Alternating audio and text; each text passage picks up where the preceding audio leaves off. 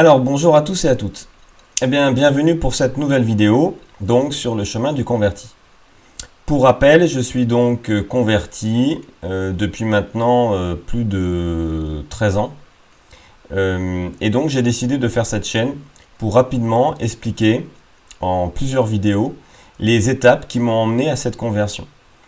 Et de rassurer bien entendu au final de tout mauvaises pensées ou idées que les gens pourraient avoir de cette nouvelle conversion. Aussi, je rappelle que donc pour se convertir à l'islam, il suffit tout simplement de dire et croire dans son fort intérieur les deux témoignages suivants. Je témoigne qu'il n'est de Dieu que Dieu et je témoigne que Mohammed est le messager de Dieu. Voilà, à partir du moment où vous avez récité cette phrase, vous avez témoigné ces deux phrases et que vous croyez cela fermement dans votre cœur, eh bien vous êtes musulman. Point barre. Il n'y a pas d'autres règles que l'on pourrait lire à droite et à gauche sur Internet qui sont complètement fausses, comme par exemple venir le vendredi pour se convertir ou s'habiller en blanc ou prendre une douche, tout ça c'est n'importe quoi. Alors, cette nouvelle vidéo, elle est la suite de toutes les autres vidéos d'une certaine façon. Cette vidéo va parler de leitmotiv, parce que comme je l'ai expliqué dans la vidéo, de précédente, eh bien, forcément, en ayant pu vivre pendant presque 2 années dans un pays islamique, eh bien, j'ai vu, j'ai observé, j'ai entendu des choses, des comportements, eh bien, forcément, qui vous interpellent et qui font que votre cerveau, à un moment, on dit plutôt la raison, elle se met en route. Bon. Alors, moi, de toute façon, j'ai toujours été une personne qui, depuis que je suis né, je me suis toujours posé les questions. Voilà. J'ai toujours refusé d'avancer bêtement dans une direction parce que les autres dirigent dans cette direction. Je n'ai jamais fait partie des gens qui suivent les moutons sans réfléchir. Ça n'a jamais été dans mon ADN et ça ne sera jamais. Donc, lorsque je vois des choses, j'aime analyser ces choses, j'aime comprendre ces choses. Et je pense que c'est quand même un minimum important de réfléchir et de raisonner comme cela dans la vie. Parce que sinon, on va arriver à beaucoup d'erreurs, forcément, ou en tout cas, on va prendre des chemins qui sont beaucoup plus longs. Donc, je suis dans ce pays du Golfe, je travaille, et je vois des choses, et je vois plutôt des choses qui sont très agréables, qui sont très surprenantes, mais que dans le bon terme, dans le bon sens de la chose. Et parmi ces choses, c'est le leitmotiv. C'est-à-dire que moi, occidental, j'arrive dans un pays où les règles ne sont pas du tout les mêmes, mais, et c'est là le thème de cette vidéo, c'est vraiment l'état d'esprit des gens. C'est-à-dire pourquoi tu te lèves le matin et pourquoi tu te couches le soir. Et qu'est-ce que tu as fait de ta journée. Voilà. Quand on est en Europe ou aux États-Unis, parce que j'ai vécu dans ces deux pays, pourquoi on se lève le matin pour aller travailler? Clairement. Je parle majoritairement des gens. On se lève le matin pour aller bosser. Donc qu'est-ce qu'on fait toute la journée? On bosse. Alors on bosse, on fait une pause, on va déjeuner, puis on se remet à bosser, on bosse, et puis on rentre le soir. Alors, il y a des gens qui rentrent tôt, il y a des gens qui rentrent tard, pour diverses raisons, soit parce que leur travail leur impose de rentrer tôt ou tard, ou parce qu'il y a après la distance pour aller au travail, pour revenir du travail, qui peut être plus ou moins longue pour certaines personnes. Ça fait qu'on rentre chez soi, il est à peu près, je pense qu'on va prendre une moyenne, on va prendre 20 heures. Je pense que c'est la moyenne. Peut-être 19 heures, mais je pense que la moyenne c'est 20 heures. Donc il est 20 heures. Bon, 20 heures, vous rentrez chez vous. Pour ceux qui n'ont pas d'enfants, vous allez un peu vous occuper de vous. Et puis vous allez vous faire à manger. Vous allez peut-être pour certains vous remettre un peu à travailler. Peut-être qu'il y a des choses à faire pour le lendemain, peut-être qu'il y a des choses à préparer pour le lendemain. Pour d'autres, vous allez même pas rentrer chez vous, vous allez aller directement avec des amis dans des lieux publics, type restaurant, bar, cinéma, centre commercial, marché au bord de la mer, je ne sais quoi d'autre. Il y en a d'autres, ben, vous allez vous occuper de vos enfants en rentrant. Donc déjà, ben, vous avez dû prendre une nounou, vous êtes allé les chercher à l'école, donc il y a tout un Big Mac pour l'organisation des enfants pour aller les récupérer ou les déposer. Donc il faut aller les chercher chez la nounou, après il faut re-rentrer chez soi si la nounou n'est pas près de chez soi. Et puis les enfants en général, bon bah s'ils sont jeunes, bah, il faut vite s'occuper d'eux, donner la douche, donner à manger, faire les devoirs et puis les coucher. Et donc c'est qu'après que vous vous occupez vous. Donc en fait, moi je pense qu'en moyenne, parce que moi j'ai vécu tout ça. C'est-à-dire que j'ai été célibataire dans ma vie, j'ai été aussi en couple, et puis j'ai eu aussi un enfant. Donc j'ai eu tout ça. Donc je connais les différents types de situations qu'on a après le travail. Et donc en termes de planning, etc. Donc après, ben, donc si vous êtes célibataire, ben, vous rentrez très tard. Et puis vous allez vous coucher, voilà. Et puis au final, tu as fait quoi? Qu'est-ce que tu as réellement fait?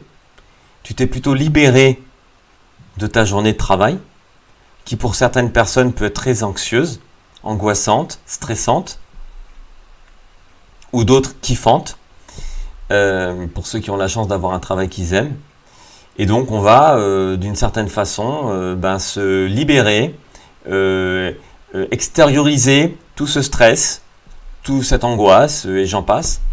Et donc, il y en a qui vont faire du sport après le boulot. Bon, bah ça c'est une ça d'ailleurs c'est d'ailleurs la meilleure façon de se extérioriser après le travail.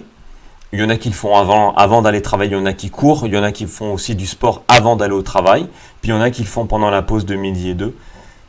Alors moi, pour ma part, j'ai déjà testé les deux, donc celle de la pause de midi et deux, salle de sport qui était très près d'un lieu de travail, donc j'en ai profité, et puis j'ai aussi fait après le travail.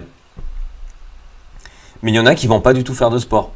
Ils vont plutôt soit rentrer encore plus dans la dépression, donc ils vont aller picoler, ils vont aller boire, jusqu'à se saouler, jusqu'à faire des bêtises. Et puis il y en a qui vont aller voir la famille, il y en a qui vont faire je ne sais quoi. Bon, donc au final on va tous se coucher, la moyenne c'est 23 heures, voilà. Mais il y a des couches tard, il y a des couches tôt, mais la moyenne c'est 23 heures. Donc vous voyez qu'en fait, vous allez vous réveiller le matin ensuite, alors pour ceux qui sont célibataires, ils vont se réveiller quelques minutes avant d'aller travailler, du moins deadline.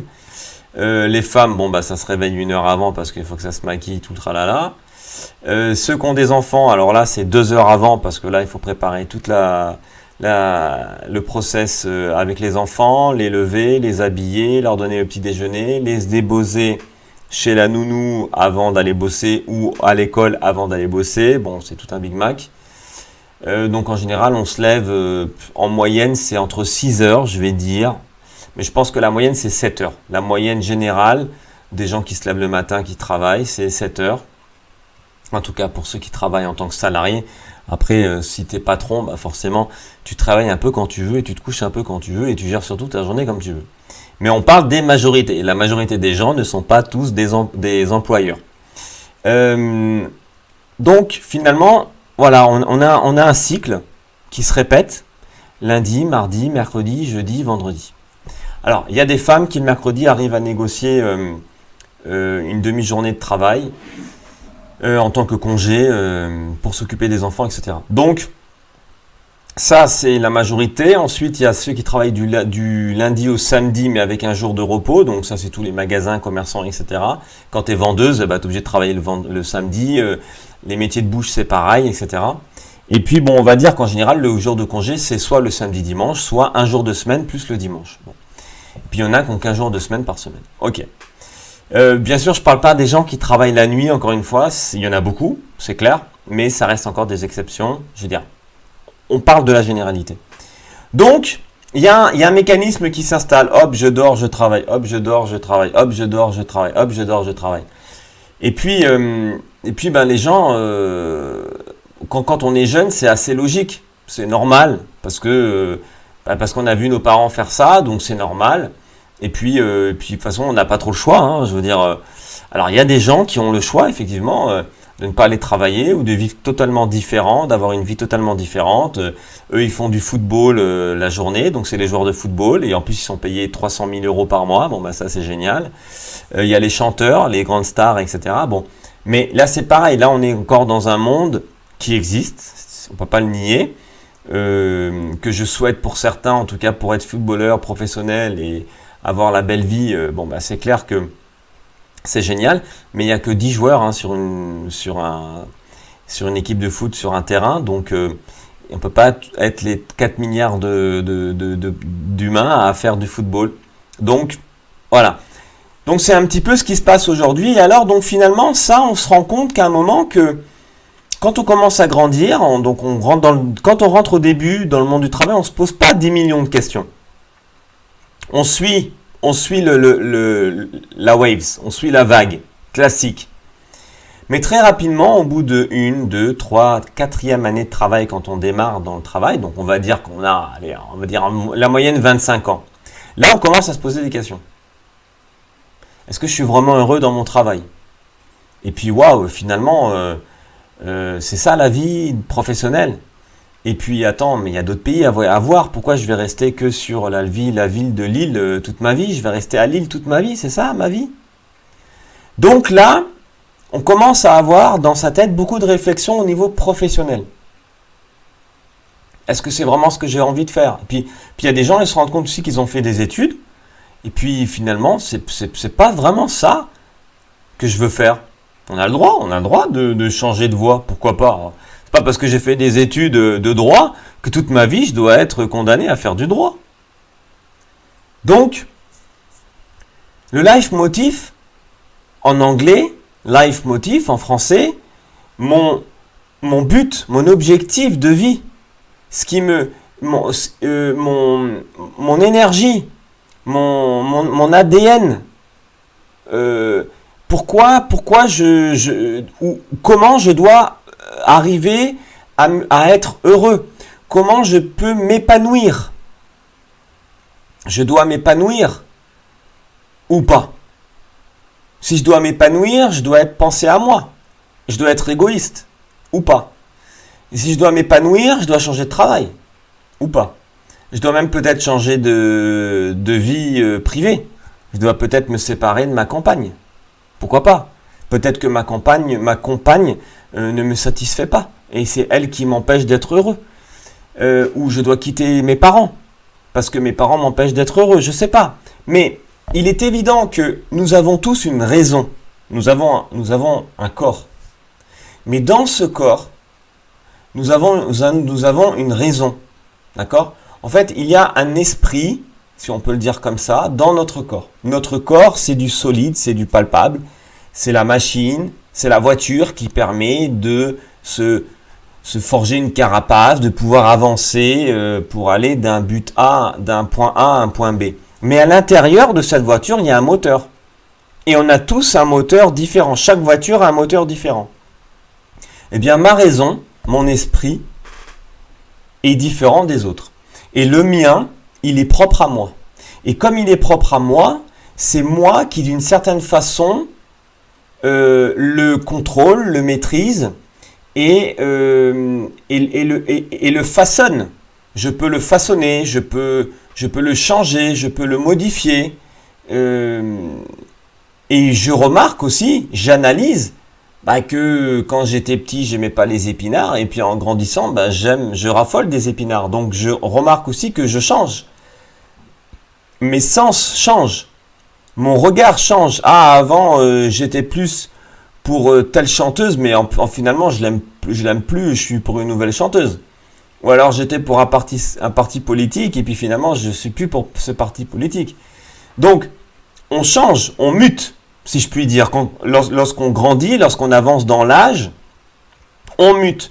Déjà, notre corps, il mute, hein, il change, notre corps change, et puis notre esprit aussi, il change. On apprend plus de choses, on découvre plus de choses, on entend plus de choses, on voit plus de choses. Bon. Et donc, cette raison, il faut l'utiliser. Parce que si vous ne l'utilisez pas, et vous le mettez en mode veille ou en mode mouton, ce que j'appelle mode veille ou mouton, c'est en fait, je ne l'utilise pas. Donc, je reste dans un tuyau, voilà, je regarde, ce qui se passe devant moi. Je regarde surtout pas ce qu'il y a à droite ni à gauche, surtout pas. Je vais tout droit, je prends risque zéro. Je vais à mon travail, je rentre. Je vais à mon travail, je rentre. Ah, j'ai mon salaire, tac, fin du mois, je paye mon loyer, tac, je paye mes petites factures. Il me reste temps, ah, je vais me faire 2 cinémas, un petit resto avec les copines et je continue. Hop, un petit peu de shopping, tac, je continue et voilà. Et je rentre dans un cycle. En fait, je suis un robot. Alors, il y a des gens qui vivent comme ça toute leur vie. Ils en sont contents, ça leur va très bien. Il y en a d'autres qui vivent comme ça toute leur vie, mais attention, qu'est-ce qui se passe? Tremblement de terre parce qu'il arrive un jour où le patron, il lui dit « Tu es licencié ». Ah, je suis licencié, alors là, ma vie, ça y est, elle se dégringole. Parce que là, j'ai plus de base, j'ai plus de repères, je vais plus avoir mon salaire, je vais plus pouvoir payer mon loyer, tout s'allume rouge, je suis en mode panique. Donc, il y a des gens qui vont bouffer et grossir, il y a des gens qui vont se mettre en mode pas stressé, mais comment on dit, dépression. Il va avoir une dépression, donc tout va. La dépression, c'est ce qui peut arriver le pire à un humain. Hein. C'est un peu le burn-out. Aujourd'hui, on utilise ce terme-là. Dépression, c'est ça y est. C'est je n'ai plus contrôle sur mon corps, sur mon esprit. Je pars en cacahuète totale. Je contrôle plus rien. Je suis dans un désespoir total. Le monde me tombe dessus. Ma vie va s'arrêter. Je vais même peut-être me suicider. Bon, alors, est-ce que ce sont des gens faibles ou pas? Ce serait méchant de dire de ces gens qui sont faibles. Mais ces gens existent. Il y a des gens qui existent. Mais pourquoi? Parce qu'ils se sont eux-mêmes aussi mis dans une certaine ligne de vie qui n'est pas celle qu'on doit adopter. Vous voyez ce que je veux dire? Ensuite, il y a ceux qui sont super épanouis. Donc, eux, ils ont un super taf. Eux, ils ont un super travail. Ils ont une superbe famille. Tout va bien. Ils ont plein d'argent. Ils sont très épanouis. Ça pète pour eux. Tout va bien.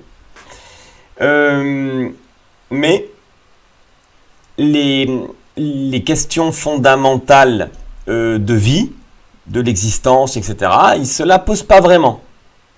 Et puis, c'est des gens qui sont très selfish. Selfish, pardon. Donc, selfish, c'est quoi? C'est je pense qu'à moi. Voilà. Donc, j'ai plein d'argent, mais je n'en donne pas. J'ai un bon travail, mais je m'en fous des autres et je dénigre les autres. Donc c'est très important de ne pas avoir d'orgueil dans la vie, de ne pas être avare, de ne pas être radin, de ne pas être égoïste, etc.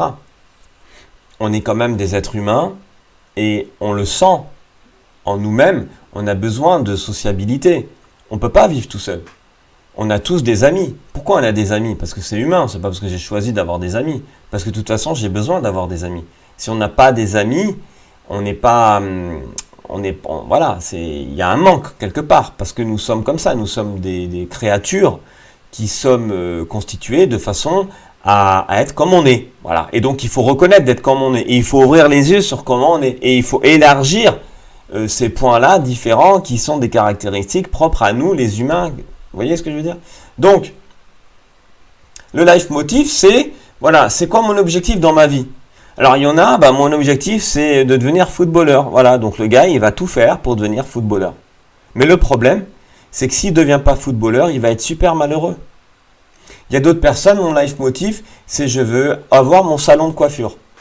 Donc, je vais tout faire pour avoir mon salon de coiffure. Donc, elle va passer par les différentes étapes de travail, ensuite j'économise de l'argent, ensuite quand j'ai un pécule important, je vais pouvoir soit faire un crédit avec ma banque pour pouvoir m'offrir un salon de coiffure, ou alors je vais m'associer avec une copine et on va ouvrir un salon de coiffure, etc. Mais si je n'ouvre pas mon salon de coiffure, je vais être déçu, je vais être frustré toute ma vie. Donc, il y a un objectif à avoir dans la vie. Mais, si vous réfléchissez, l'objectif, il est souvent, pour pas dire tout le temps, pour les personnes en tout cas qui n'ont pas dans la raison assimilé le fait qu'il y a un créateur de toutes choses dans ce monde, eh bien, c'est que des choses qui sont sans intérêt au final. Ce sont des choses qui sont matérielles, qui sont financières, qui sont donc matériels. Donc c'est mon objectif dans la vie, c'est je vais avoir plein de maisons, plein de Ferrari, plein de voitures, plein de montres, etc. D'autres, c'est je veux être le big boss, le tip top de la compagnie, etc. Donc pour arriver jusqu'en haut de l'échelle, il y en a qui sont prêts à cracher sur leurs collaborateurs, à mentir par derrière, à leur faire des coups par derrière, à dénigrer certains collaborateurs, à même mettre des bâtons dans les roues certains collaborateurs, même qui sont même capables de pouvoir mettre en place des procédures de licenciement de certains collaborateurs, tout ça pour arriver à ses fins à lui, je suis arrivé tout en haut de la pyramide. Et puis, d'autres personnes qui, moi je veux avoir une bonne situation financière, mais on en revient toujours aux mêmes choses de toute façon, c'est souvent le financier. Ou alors le pouvoir. Parce que ça, le pouvoir, c'est quelque chose qui monte très vite à la tête. Et surtout de l'homme, plus de l'homme que la femme. Ah, je vais avoir du pouvoir. Donc le politicien, le député, le maire, le ministre. Donc ceux qui travaillent pour des gens influents. Hein, vous voyez souvent rien que le chauffeur déjà, le chauffeur de ministre, déjà il se la pète. Il se la pète, je suis le chauffeur de ministre. Le mec il rentre chez lui, je suis chauffeur de ministre. Quoi. Ouais, je conduis un ministre. Ouais, t'es juste chauffeur. Tu conduis un ministre, mais t'es chauffeur, quoi. Tu vois ce que je veux dire? Mais comme t'es chauffeur de ministre, tu t'emballes dans ta tête, tu te crois le maître de je sais pas quoi. Mais t'es juste un chauffeur, en fait. Donc, et en plus, ton ministre, je vois pas trop comment on peut se vanter d'être chauffeur d'un ministre, quoi. Mais il y a des gens, c'est leur rêve. Il y en a un qui travaille à l'Assemblée nationale, celui qui se tremballe avec les enveloppes pour les emmener d'un député à un autre, lui il se la pète. Je travaille à l'Assemblée nationale, ouais, tu comprends. J'ai les clés de l'Assemblée nationale, ouais. Ou alors l'assistante du machin du député, ah ouais, je suis l'assistante du machin. Ou alors, parlons d'un grand groupe de luxe. LVMH, Louis Vuitton.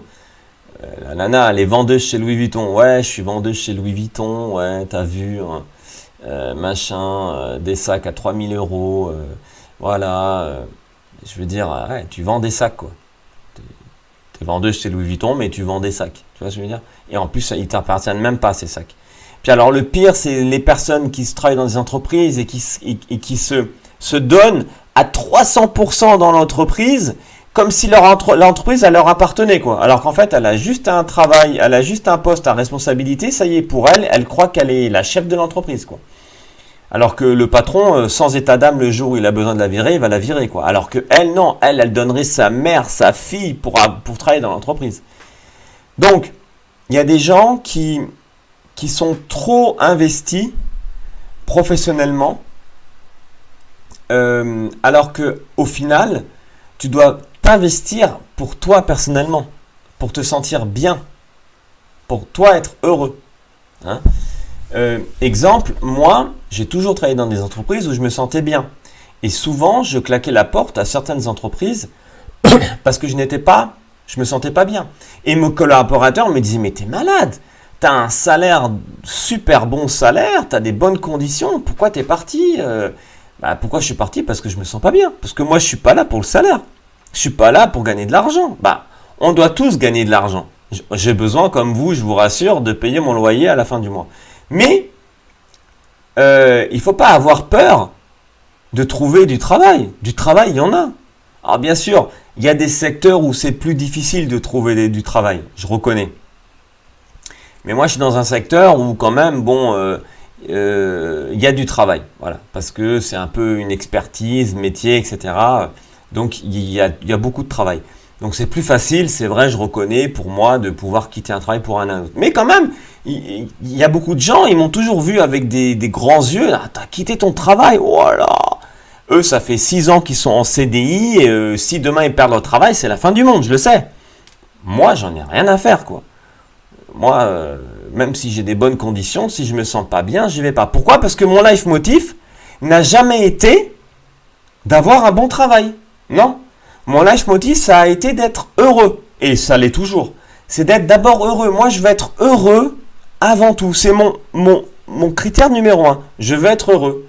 Donc, je m'en fous des concessions, des portes claquées pour pouvoir être heureux. Par contre, quand je dis être heureux, ça ne veut pas dire être égoïste. Ça veut dire être heureux me sentir bien dans ma peau. Voilà. Moi, faire 2 heures de trajet pour aller travailler, c'est négatif. C'est négatif. Bah, j'ai pu le faire dans ma vie, mais ça n'a pas duré longtemps. C'est parce que clairement, je n'avais pas le choix. Mais à partir du moment où tu as le choix, moi je ne fais pas 2 heures de travail pour aller et 2 heures de travail pour revenir. C'est-à-dire que je perds 4 heures de mon temps. Vous imaginez? 4 heures de ma journée, elle est perdue dans les transports. Mais tout ce qu'on peut faire en 4 heures. En 4 heures, tu peux faire du sport, tu peux apprendre une langue, tu peux faire plein de choses. Tu peux passer 1 heure avec ta femme, 1 heure avec tes enfants. T'imagines 4 heures de ta journée? Une journée, c'est 24 heures. 4 heures sur 24 heures pour faire un trajet pour aller bosser, pour moi, c'est inconcevable.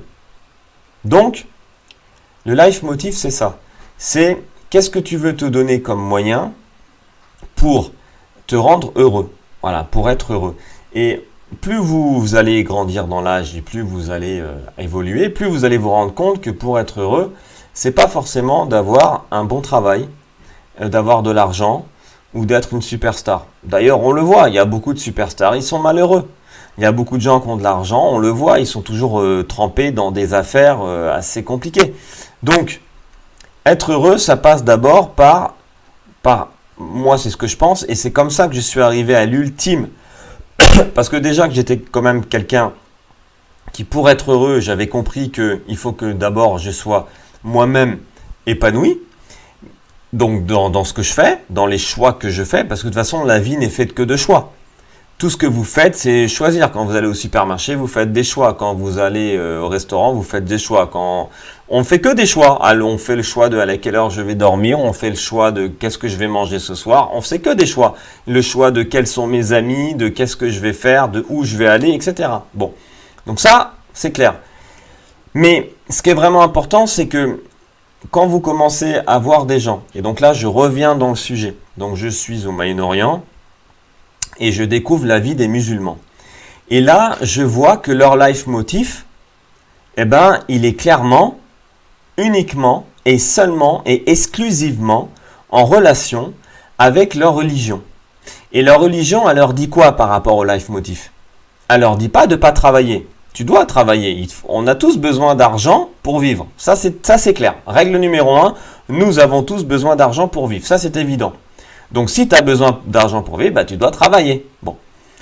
Mais de la manière dont tu dois travailler, c'est ça qui est important.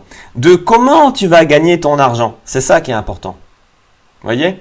De comment est-ce que tu dépenses ton argent, ça c'est important aussi.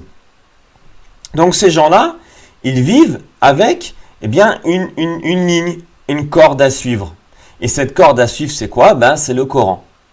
Et donc, le Coran, il inclut dedans toutes les règles, pour tout, de toute façon, pour tout. Que ce soit pour vivre, pour manger, pour dormir, pour se marier, pour éduquer ses enfants, pour l'héritage, pour tout, de A à Z. Rien n'a été oublié, rien sans aucune exception.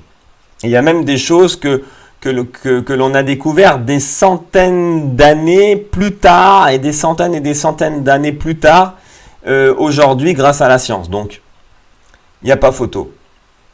Eh bien, ces gens, ce life motif, c'est quoi d'abord? Premièrement, bon, ok, je dois travailler. Bon, mais je dois travailler, mais je ne dois pas travailler au détritus de ma vie physique et mentale. Je ne dois pas me faire du mal.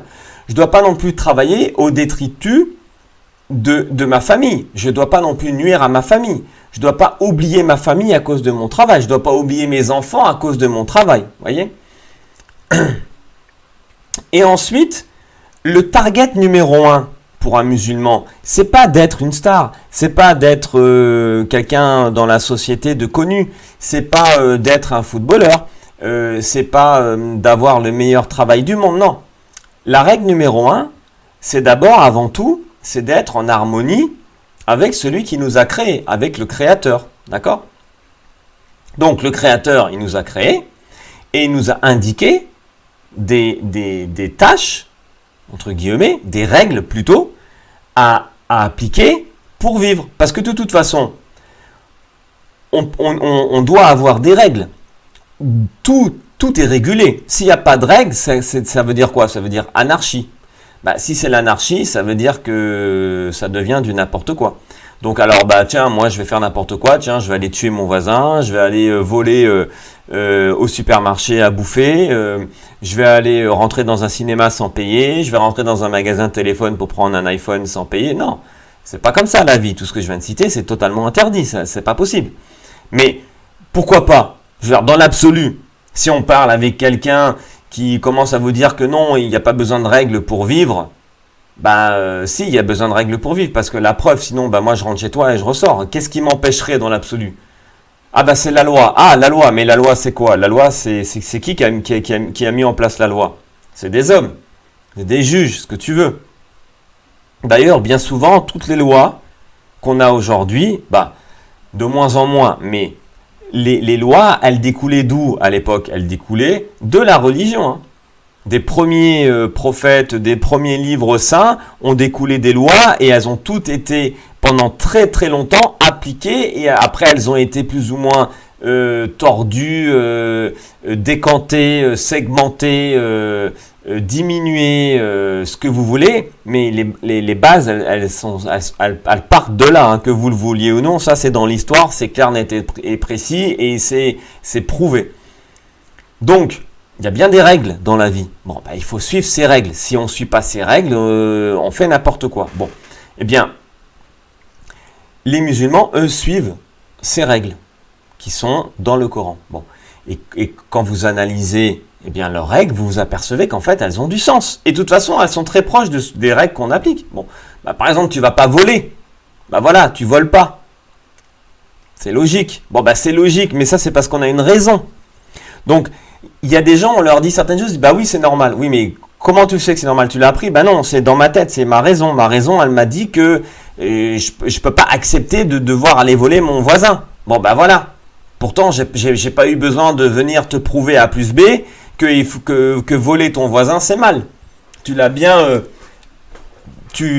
ta raison, elle te le dit par toi-même.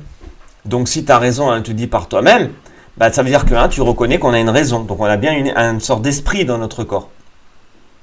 Donc, vous voyez, déjà, quand on ouvre les yeux, on fait forcément des conclusions qui sont assez logiques. Il n'y a pas besoin de faire 10 000 années d'études pour comprendre certaines choses. Donc, on a une raison. Ok, cette raison, il faut l'utiliser intelligemment. Alors, les musulmans, eh bien, je voyais que déjà, vestimentaire, moi, c'est la première chose qui m'a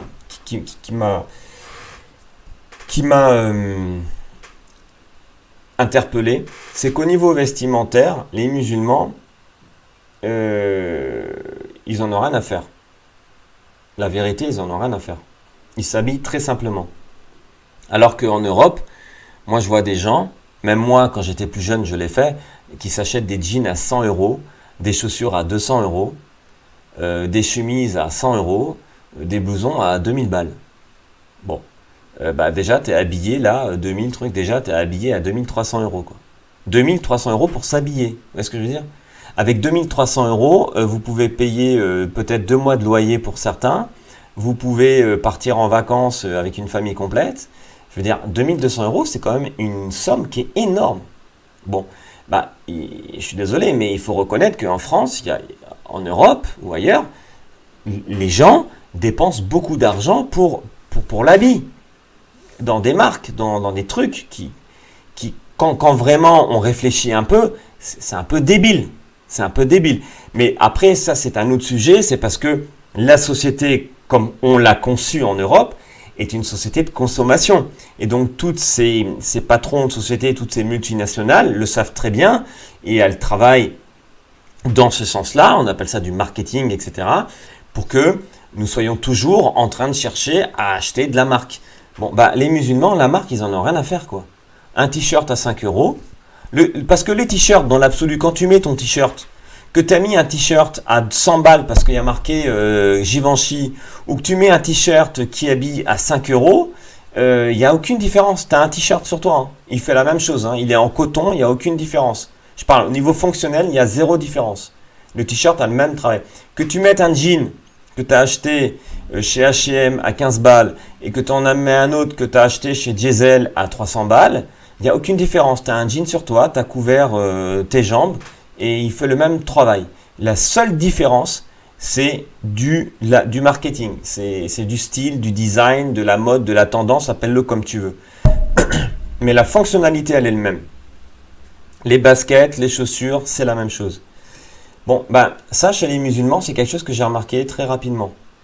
C'est que, en fait, la marque, ils s'en battent les cacahuètes, quoi. Et franchement, ils ont totalement raison. Et de toute façon, moi, même si j'ai eu un passage comme tout le monde, quand on est ado, c'est normal. On ne peut pas y échapper. Quand on est adolescent, on est pris par la fashion victime, comme on dit. On est pris par tous ces trucs-là, machin, on veut acheter tout ça. Mais après, quand on commence à bosser, qu'on rentre dans la vie professionnelle, on se rend très vite compte déjà de la valeur de l'argent. Et ensuite, on se rend compte aussi que, bon, bah voilà, ok, très bien, il y a des t-shirts à Givenchy, mais voilà, moi, je suis pas riche et de toute façon, c'est un peu absurde. Donc, moi, j'ai toujours été quand même un petit peu de ce côté-là. Donc, j'ai toujours trouvé un petit peu totalement exagéré ces choses-là. Ensuite, c'est de la façon dont ils se comportent avec les amis, avec les gens. J'ai trouvé que les musulmans, ils étaient très proches des amis. Ils se rendaient énormément service, ils avaient un respect vraiment incroyable. J'ai pas vu beaucoup de musulmans qui se chamaillaient, qui s'engueulaient ou qui se prenaient la tête, etc. Clairement, voilà. Alors qu'en Europe, c'est un truc de malade. En Europe, les gens, vous regardez les faits divers, les gens ils sortent avec une carabine, ils tirent sur son voisin. Le nombre d'hommes qui tuent sa femme, je crois que par mois, il y a 100 femmes battues en France, voilà, sans parler de celles qui sont mortes sous les coups de leur mari parce qu'il y a trop d'alcoolisme en France. Donc ça aussi, c'est quelque chose qui m'a forcément choqué. Parce que moi, avant d'être converti, comme tout le monde, je buvais. Mais je buvais pas vraiment, moi, de toute façon. Déjà, je buvais pas de vin à table, hein, comme beaucoup. Moi, je buvais, bon, le soir, le week-end, avec les copains, voilà. Mais jamais jusqu'à me bourrer totalement la gueule, comme ils disent, à être, ne plus contrôler mes propres mouvements, paroles, gestes, etc. Il y a beaucoup de gens qui, avec l'alcool, ils ruinent toute leur famille. Faut le reconnaître. Il y a énormément d'hommes qui ruinent leur famille avec l'alcool parce qu'en fait, ils dépensent beaucoup d'argent dans l'alcool. Donc déjà, ça part du budget du foyer. Ensuite, l'alcool a un impact sur eux forcément. Donc l'impact sur eux peut se retrouver ensuite sur sa femme. Ça, c'est clair.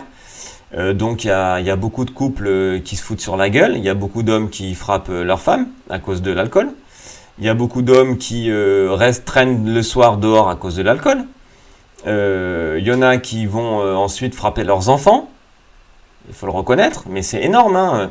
Ils n'en parlent pas beaucoup à la télé, mais je vous assure qu'il y a des statistiques de par des médias qui sont des vrais médias sur Internet, hein, comme Le Monde, La Tribune, Le Figaro et d'autres médias par écrit. Mais je veux dire, à la télévision, ils ne vous en parlent pas de ça.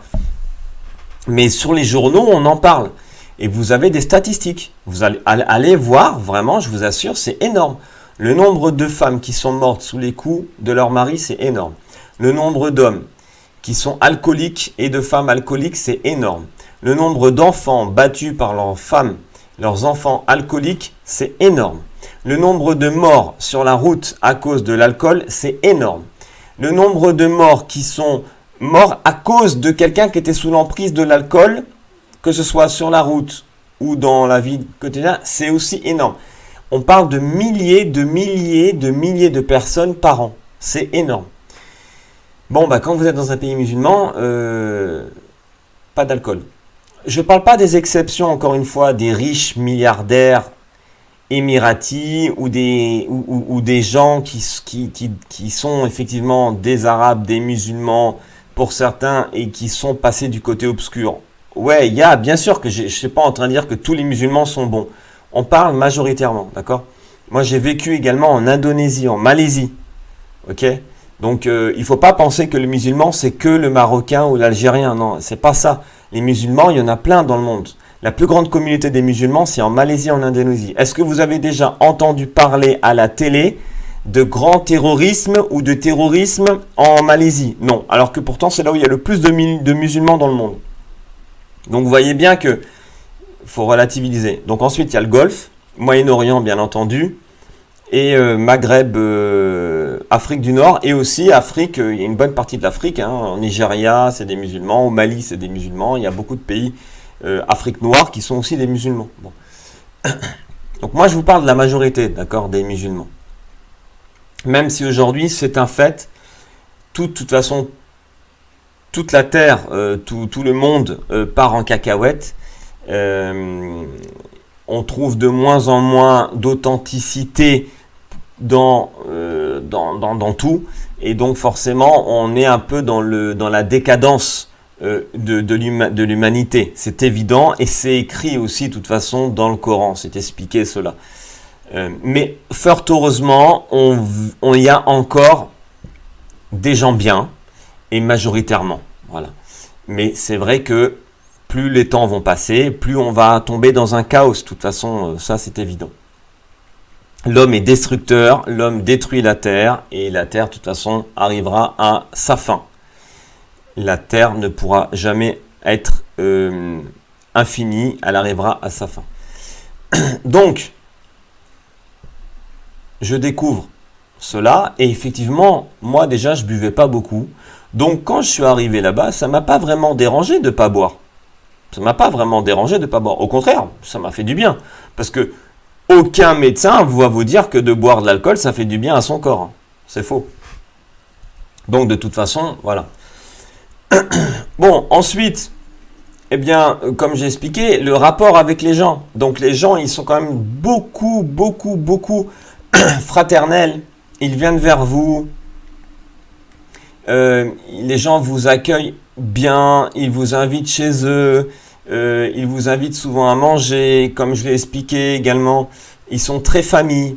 Hein. En Europe, les gens, dès que tes parents ils arrivent à 70 ans, 80 ans, les gens ils les foutent en maison de retraite. Bon, chez les musulmans, ça se passe pas comme ça. Ils gardent ton père, ta mère, tu le gardes chez toi, voilà, jusqu'à que malheureusement il arrivera à la fin pour lui, donc il va mourir.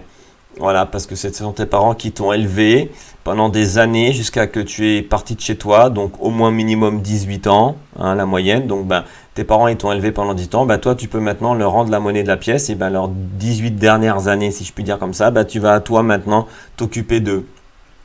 Donc il y a une fraternité qui est très forte, et ça je l'ai vraiment remarqué chez les musulmans, et ça m'a énormément plu, parce que moi par contre j'étais déjà comme ça. C'est-à-dire quand je dis j'étais déjà comme ça, c'est que moi j'ai toujours été une personne qui aimait aller vers les autres de nature, qui aimait donner aux autres, qui aimait partager, échanger.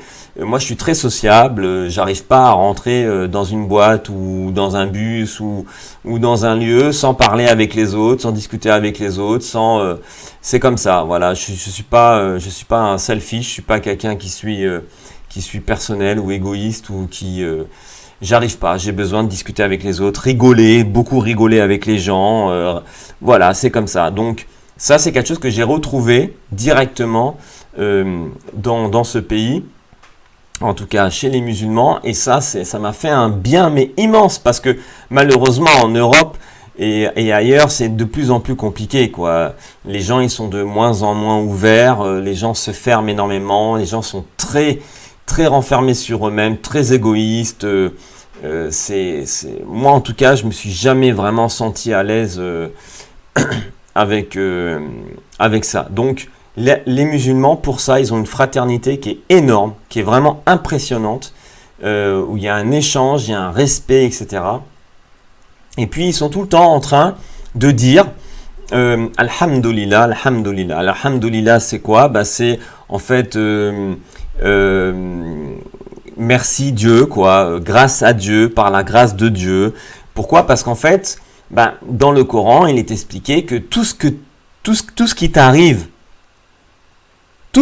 sans exception, tout ce qui t'arrive sans exception dans ta vie en tant qu'être humain de A à Z, toutes les secondes, toutes les minutes, tous les jours, toutes les semaines, tous les mois, toutes les années, tout, le travail, l'argent, la femme, tout ce que tu veux, tout arrive par Dieu. Donc, les musulmans disent tout le temps merci à Dieu. Ils remercient en permanence Dieu. Ils remercient en permanence Dieu.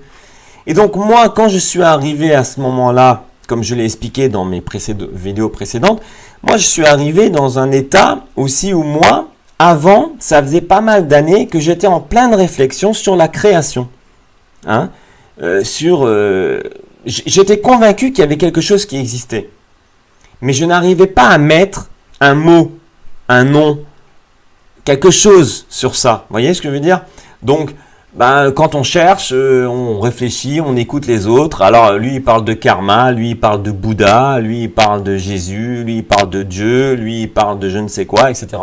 Donc, quand on est dans la recherche, on écoute les différents mots, noms que les gens posent, mais il y a quand même une chose qui est claire, c'est que ma raison, elle n'acceptait pas que l'on puisse être ici comme ça, quoi. On est arrivé comme ça, voilà, comme ça. Tout s'est créé par hasard, voilà, dans la nature, on est arrivé comme ça. C'est impossible. La raison, elle n'accepte pas ça. C'est comme l'exemple de tout à l'heure. Est-ce que si je te dis, tiens, va aller voler de l'argent chez ton voisin, est-ce que tu le ferais?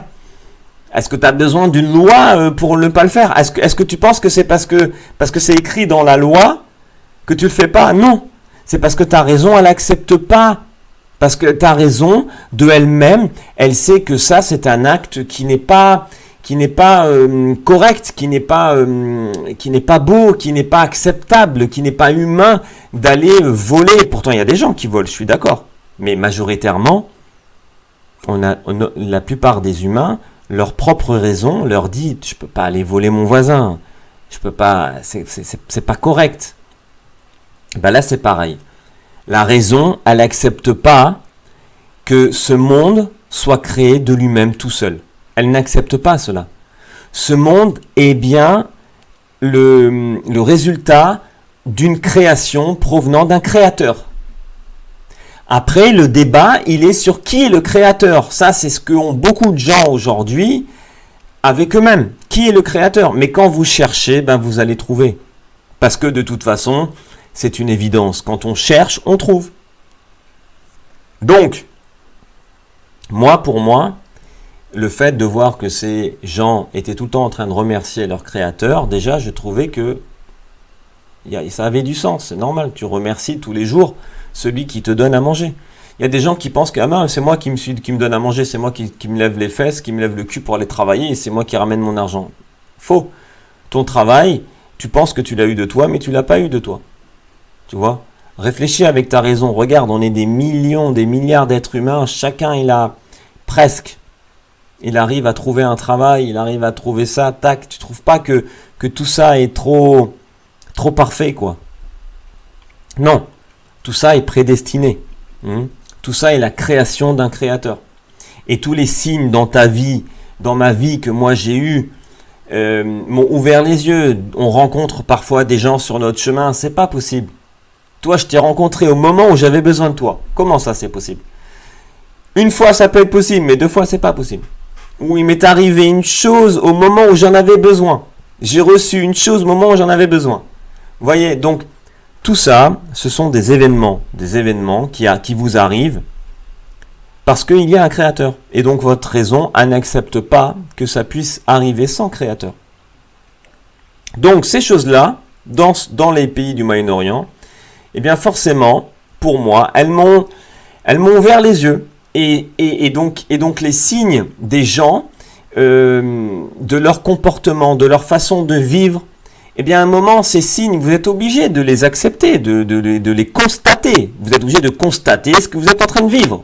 Vous ne pouvez pas fermer les yeux. Comme je le dis, il y a beaucoup de gens qui, ils le savent au fond d'eux-mêmes qu'il y a un créateur. Ils le savent. Mais ils balayent ce sujet pour ne pas découvrir la vérité, parce qu'ils ont peur de la vérité, et ils ont peur de devoir se plier à une règle, parce que, je l'ai dit, tout ce que vous faites dans la vie, je fais du sport, admettons, je suis joueur de football, il y a des règles. Je ne peux pas arriver sur un terrain de foot et me dire, attends, moi je ne vais pas respecter les règles. Non, il y a des règles. Si tu es hors jeu, ça siffle. Si tu as touché le ballon avec ta main, c'est à penalty. 45 minutes, tu fais une pause. T'as pas le droit d'être plus que 10. Ah ouais, mais alors il y a des gens, ah mais pourquoi on pourrait être 15 alors sur un terrain? Vous voyez? Donc, il y a des gens, ils rentrent dans des débats qui sont absurdes. Pourquoi? Parce qu'en fait, ils ne veulent pas s'attribuer à leur propre vie.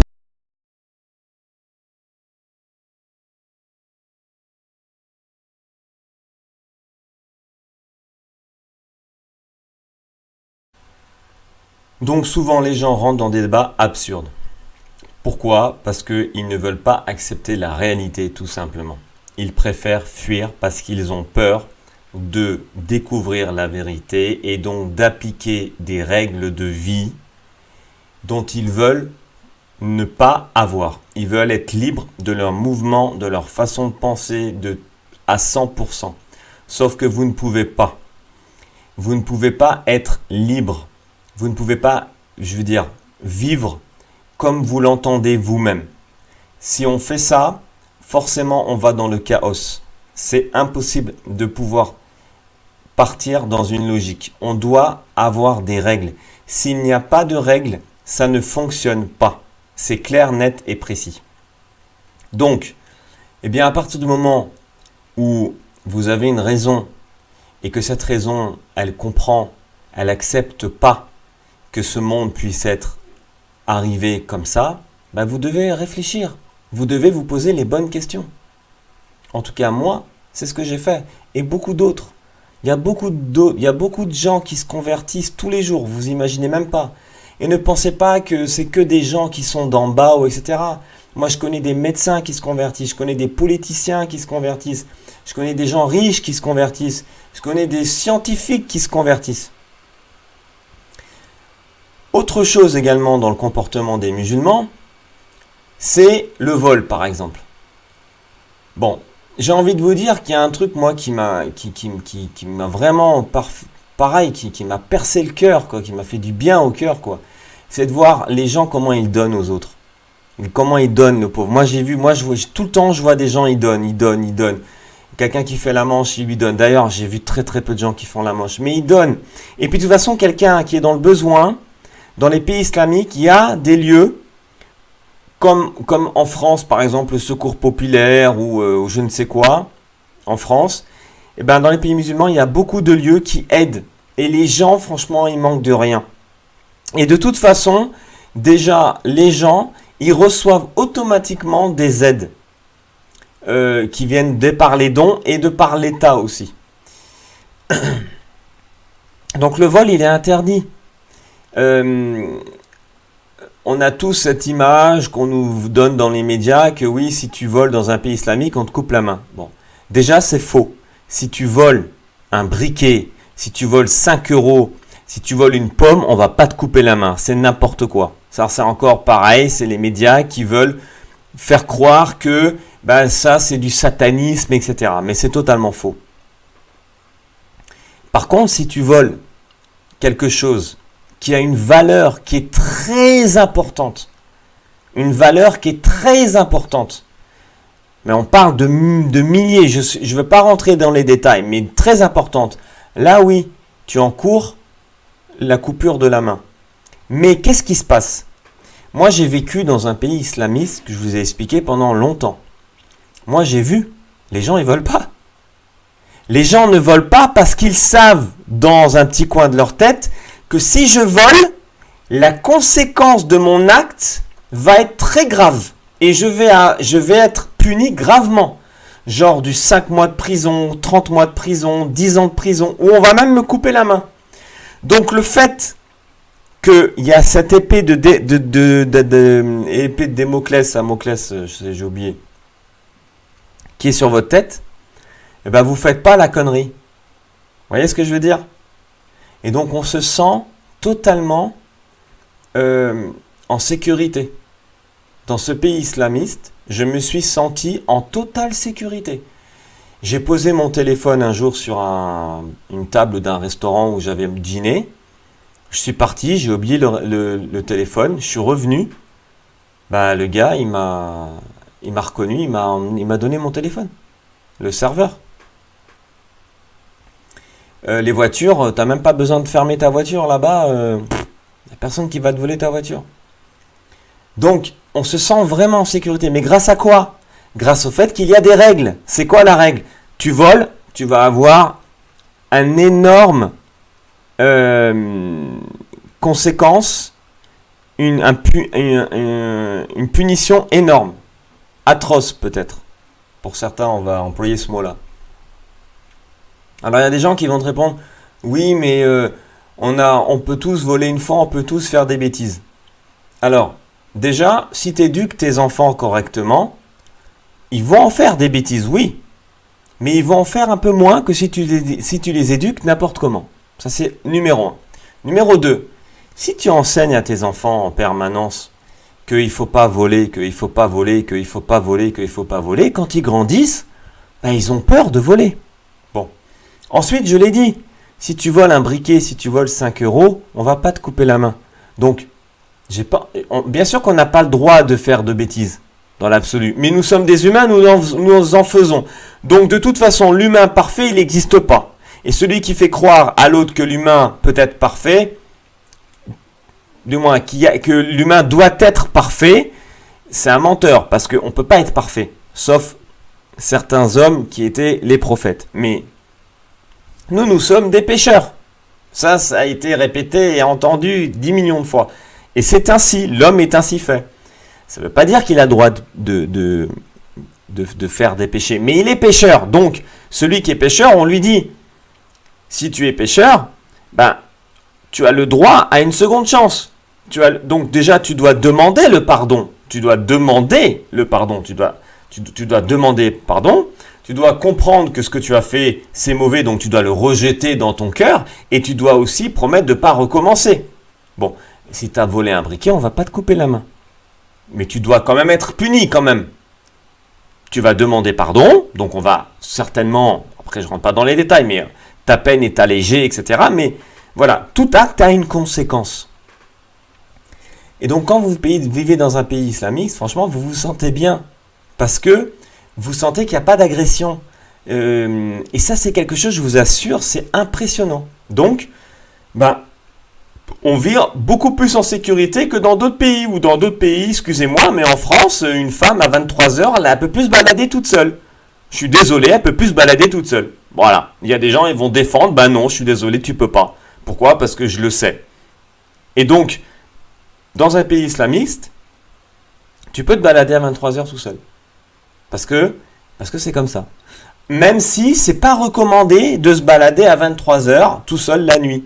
Dans un pays islamiste, pas parce que tu es en sécurité, mais parce que de toute façon, on le sait par d'avance. C'est pareil, la nuit, on sait que la nuit, il se passe des choses la nuit qui ne se passent pas la journée. La nuit, c'est plus propice aux gens qui sont un peu fous dans leur tête, qui sont mauvais, qui sont malades, parce qu'il y a des malades chez les musulmans ou ailleurs.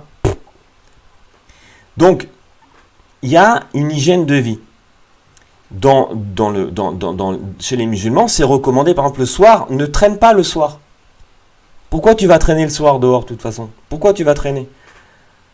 Tu rentres dans ta voiture pour aller au sport, peut-être, pour aller chez ta famille, pour aller voir des amis, mais traîner le soir, ça marche pas. Et donc, il n'y a pas ça. Au golf, il n'y a pas, tu vas te balader, tu vas boire, tu vas picoler le soir dans un bar, après tu vas sortir, tu vas être bourré, tu vas te prendre la tête avec quelqu'un, tu vas commencer à vous casser la gueule. Allez, où est le problème là? C'est pas la religion le problème. Pourtant, il y a bien un problème en France. Mais et vous voyez, c'est pas la religion. C'est parce que les gens, ils boivent. Quand tu bois, tu fais n'importe quoi. Ou ceux qui prennent de la drogue, c'est pareil. Puis après, tu traînes le soir. Et puis le soir, on sait que les gens qui traînent le soir, c'est... Pourquoi tu traînes le soir? Vous voyez ce que je veux dire? Donc, moi, j'ai été un enfant où je traînais pas le soir. À 19h, il fallait qu'on rentre à la maison, qu'on soit en pyjama. Et voilà. Bon, si tu éduques tes enfants correctement dès le départ, tu minimises le fait que ton enfant, il va devenir un délinquant. La plupart des enfants qui sont délinquants aujourd'hui, c'est quoi le problème? Quand vraiment on gratte le problème, c'est parce qu'il y avait un problème dans leur foyer, à la maison. Un des deux parents était alcoolique, ou il était inexistant, ou il était violent. D'autres problèmes, on n'a pas parlé aussi des jeux de hasard, donc le loto, le tiercé, le PMU, tous ces jeux, le casino, où il y a énormément de gens qui s'endettent à vie à cause de ça. Il y a des gens qui se retrouvent à la rue à cause du jeu d'argent. Il y a des gens qui cassent leur foyer, leur famille, divorce, séparation, violence, et j'en passe à cause de l'argent, des jeux de hasard. Bon ben dans l'islam c'est interdit. Il n'y a pas de PMU.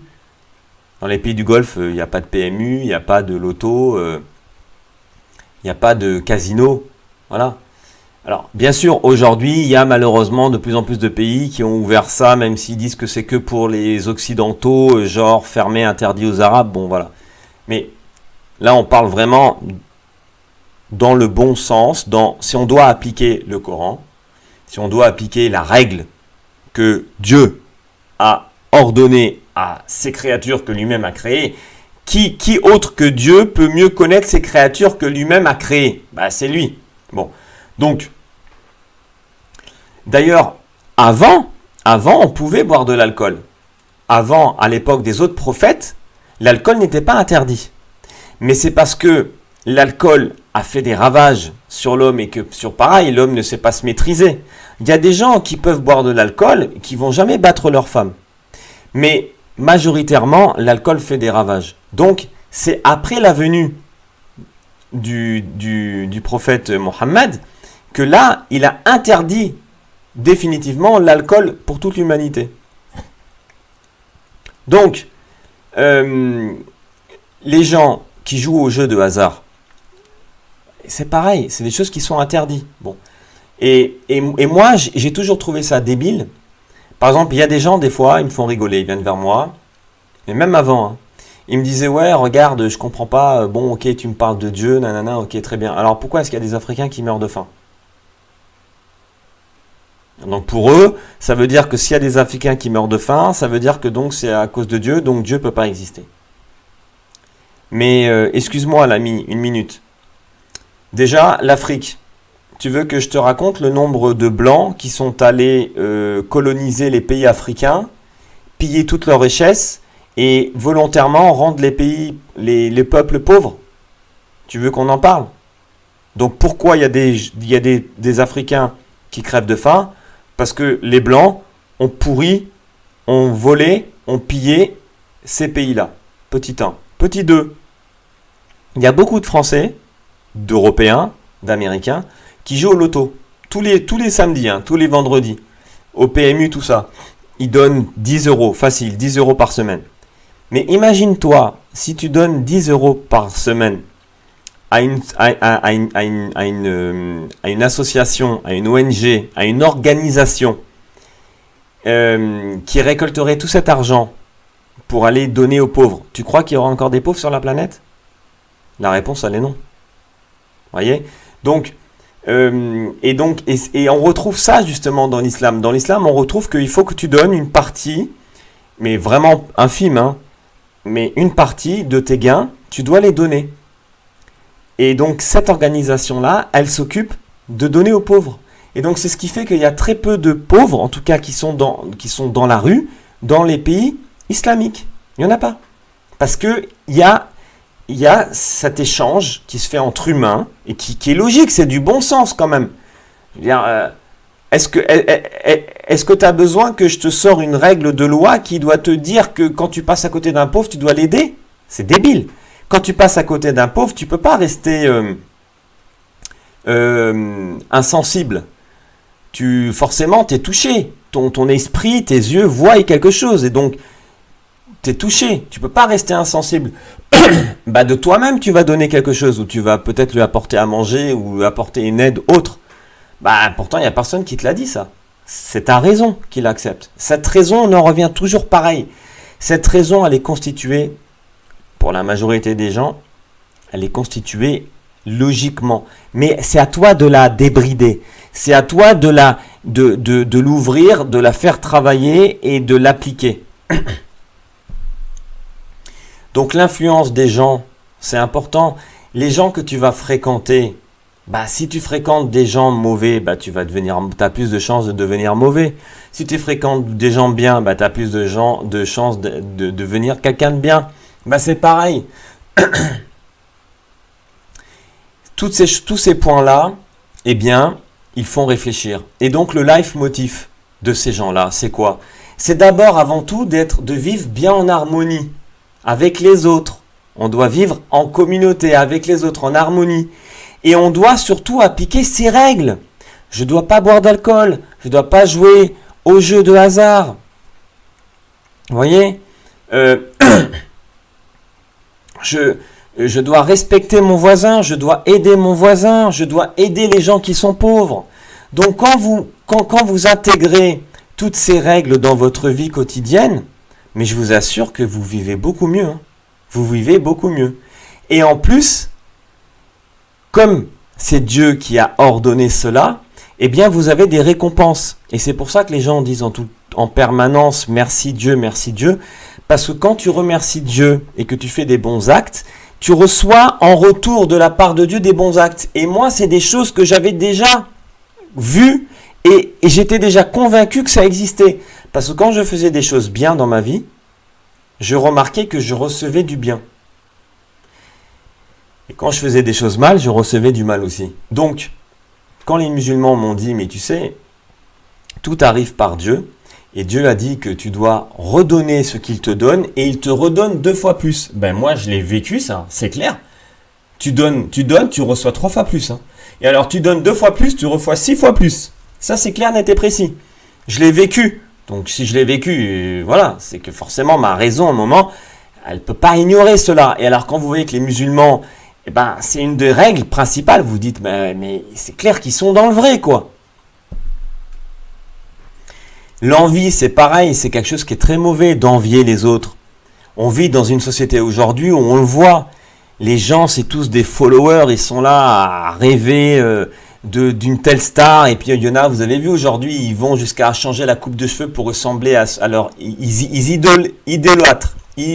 Idolâtrie. Ça, c'est un fléau énorme. Il y a beaucoup de gens qui se voient dans la vie des autres, qui mènent leur vie par rapport à celle des autres. Ils veulent ressembler aux autres, ils veulent suivre les autres. Ça, c'est un fléau qui est très grave. Et donc, ça touche jusqu'à l'envie. Il y a des gens qui envient la vie des autres.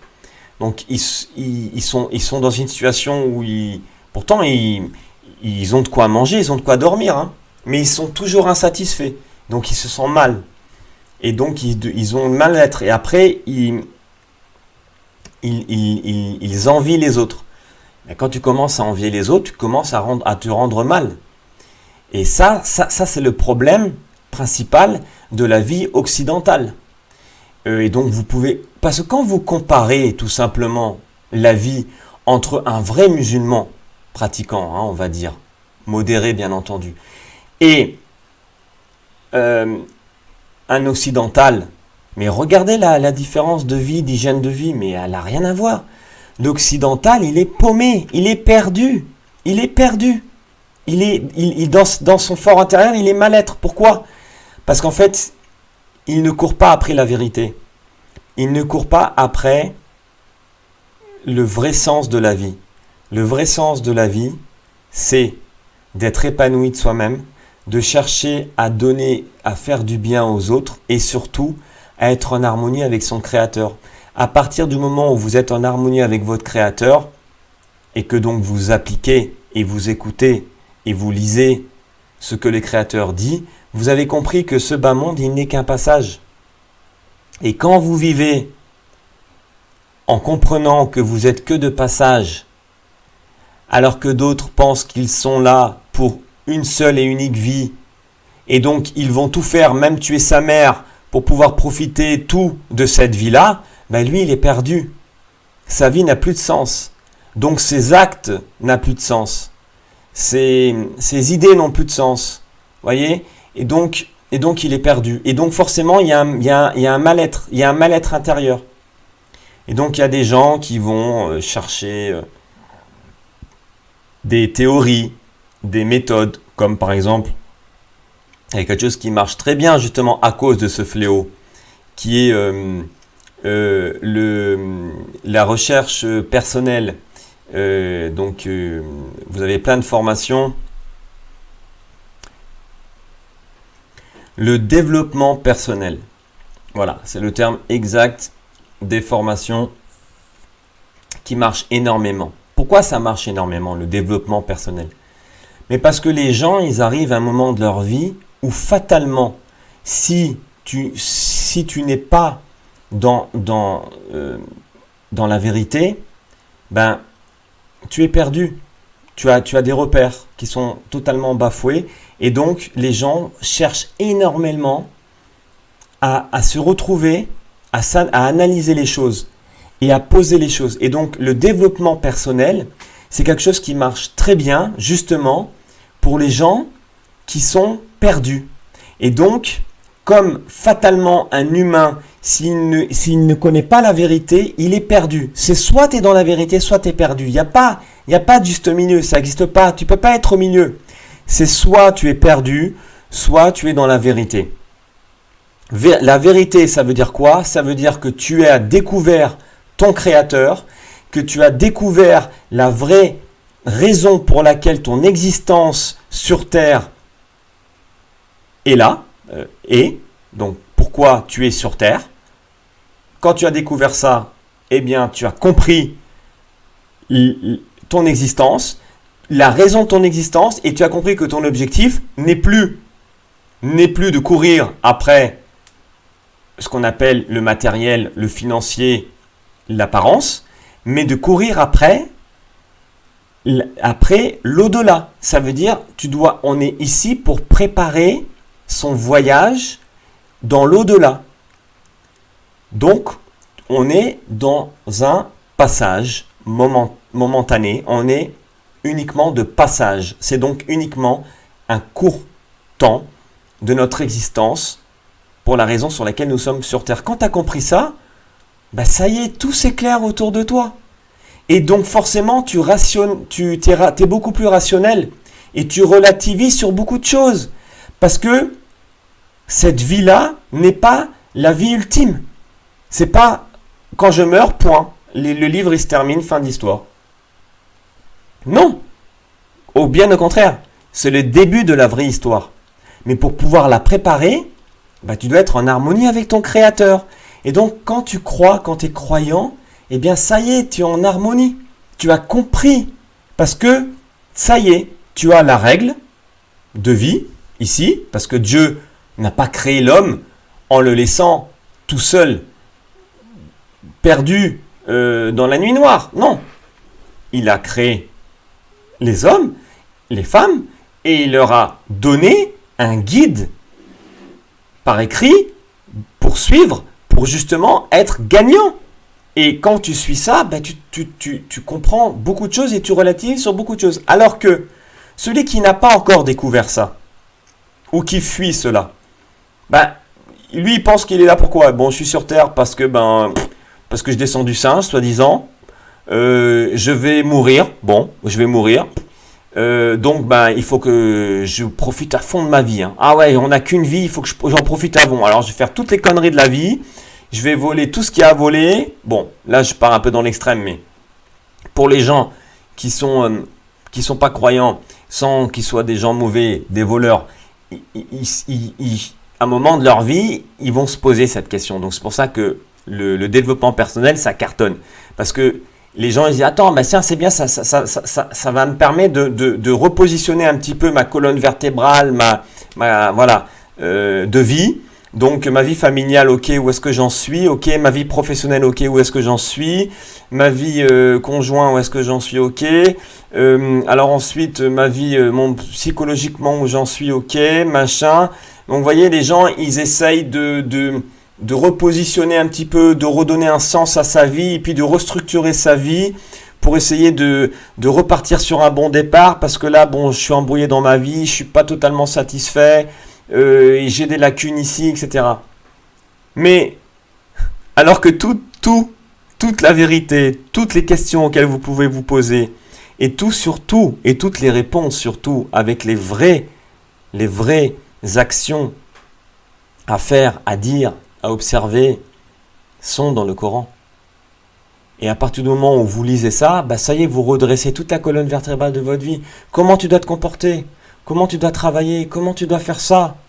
Et tout a un sens après. Et forcément, vous êtes épanoui parce que c'est quoi l'épanouissement? L'épanouissement, c'est le fait d'être arrivé à une situation, à un comportement, à une conclusion. Après, ça peut être beaucoup de choses. Mais où en fait, vous êtes en harmonie avec vous-même. Et vous ne pouvez être en harmonie avec vous-même qu'à partir du moment où vous avez compris qu'il y a un créateur. Et que ce créateur, vous devez obéir, abdicter au créateur. Voilà. Mais bien sûr, il ne faut pas croire tout ce qu'on vous dit en termes d'extrémisme, etc. C'est comme tout. L'extrémisme, il y en a partout. Quand vous faites les choses bien, il peut vous arriver que des choses bien.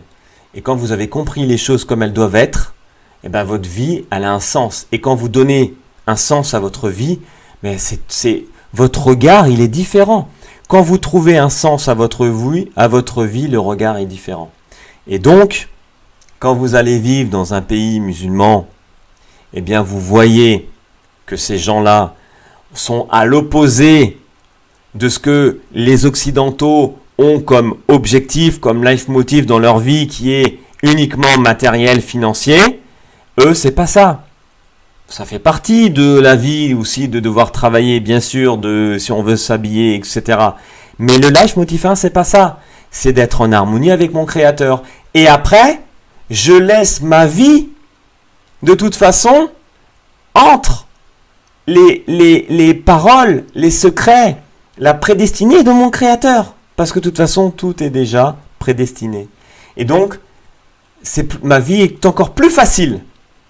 Parce que il y a aussi, on le verra plus tard dans mes vidéos, il y a des secrets, si je puis dire comme ça, qui font que quand vous êtes en harmonie avec votre créateur, vous savez comment éviter les pièges de ce que peut vous tendre le diable, le shaitan, vos ennemis, etc. Donc la science de la religion est la vie de l'islam. Remercier Dieu pour ses bienfaits, c'est très important, c'est très bénéfique. L'envie des gens, etc., c'est une maladie du cœur qu'il faut s'enlever. Le cœur, il faut savoir que le cœur peut devenir noir chez certaines personnes. Pourquoi? Parce que souvent, ces gens-là, ils n'ont pas de sens à leur vie. Ils envient les autres et ils ont un leitmotiv qui est contraire, à l'opposé de l'humain. La fraternité est une dominante de l'être humain. Nous sommes ainsi faits. On est fait pour vivre en société. Donc vivre en fraternité, c'est très important. Ce sont des choses qui se perdent. Voilà. Donc, je répète, pour se convertir à l'islam, il faut croire fermement dans son cœur et il faut dire avec sa langue les deux témoignages qui sont « Je témoigne qu'il n'est de Dieu que Dieu » et « Je témoigne que Mohammed est son messager ». À partir de là, vous êtes un croyant, rien d'autre. Ne croyez pas ceux qui vous disent qu'il faut s'habiller en blanc, il faut venir le vendredi, il faut prendre une douche. Non, tu veux devenir croyant, tu veux croire en Dieu, tu veux que Dieu agrée tous tes actes à partir de maintenant. C'est très simple. Je témoigne qu'il n'est de Dieu que Dieu et je témoigne que Mohammed est son messager. Ça y est, vous êtes musulman. Je vous dis à bientôt pour une nouvelle vidéo.